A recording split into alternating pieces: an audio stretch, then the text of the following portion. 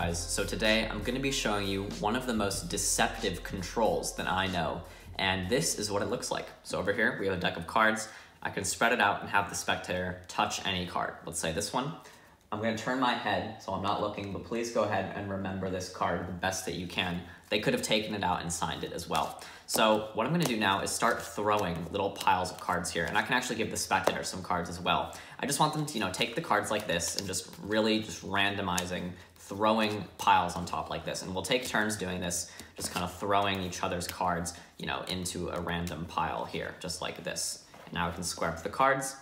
Oh, and did I mention this control is perfect for hecklers? Because look, if they want to check the top card, they can check the top card, it's not there. They can also check the bottom card, it's not there either. And yeah, believe it or not, I actually have complete control over the spectator's selection at this point. And I can proceed to do any trick that I want to find their card. But let's say in this case, we go ahead and give the card some cuts, and right there, boom, we get the spectator's card, the 3 of clubs. So yeah, that is the control, and without further ado, let's get right into how it's done.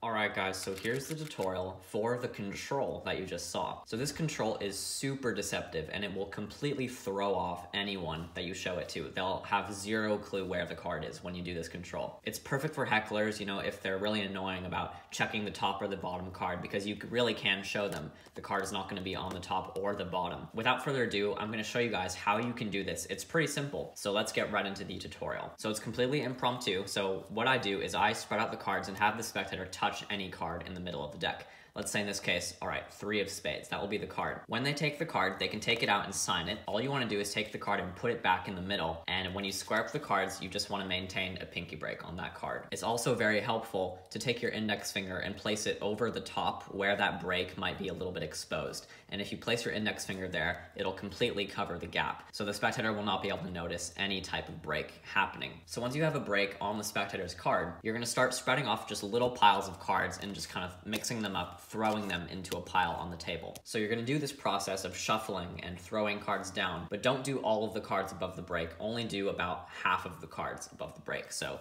throw little piles like this, kind of mixing them up like this, throw cards down, and when you get about half of the cards remaining above the break, you're going to mix these up as well and spread off until you have all the cards from the break. So right there, now I've spread off all the cards, and once I have all the cards that are above the break, I'm actually going to give these cards over to the spectator. And now I have the spectator's card right here on top of this pile. And the pattern during this part is also very important because it justifies why you're doing this. Okay, we're going to take little piles of cards, throwing them down here. And actually, you know what? I'll even have you do this. So you take some cards and you take them as well. Give them a little shuffle. And that justifies why you're giving them some cards. And now you've spread off exactly to the break, the spectator's card. So now this is what I do. As I explain to them how I want them to shuffle the cards, I'm just going to, take random cards and throw them around. It's not going to be random. I'm actually going to take the top 3 cards, always, the top 3 cards, and I'm just going to instantly put them on the bottom, okay? So the top 3 cards go to the bottom.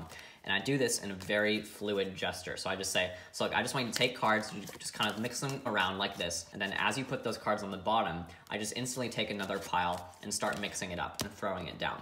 But what I've done is I've now controlled the spectator's card to be the 3rd card right here from the bottom of the deck. And now you instruct the spectator to follow along and take turns. So they're going to start mixing up their pile of cards, start throwing cards down, and you're going to start throwing little piles of cards down as well. Now, when you're almost done, this is what you're going to do. You're going to have a couple of cards left. Start throwing down little piles of cards, but you're going to throw down cards until you have 4 cards left. Now, when you have 4 cards left, the second card here is going to be their card. And when you have 4 cards left, you're just going to instantly throw those cards on top. And that is essentially the end of the control. Then you square up the cards, and if the heckler is being annoying, you say, look, I'll show you, your card's not on the top, or it's really not there. Your card's not even on the bottom. And there you go, the card is actually controlled, so it's the second card from the top. So now at this point, if you want it to be on top, all you do is you just slip cut that top card in the middle, and there you go. Now the card is completely controlled. And now you guys can proceed to do any trick that you want to with this control. And that's pretty much it. So I'll go through it very quickly one more time. So let's say the spectator touches any card here in the middle. Let's say this one, the King of Diamonds. Perfect.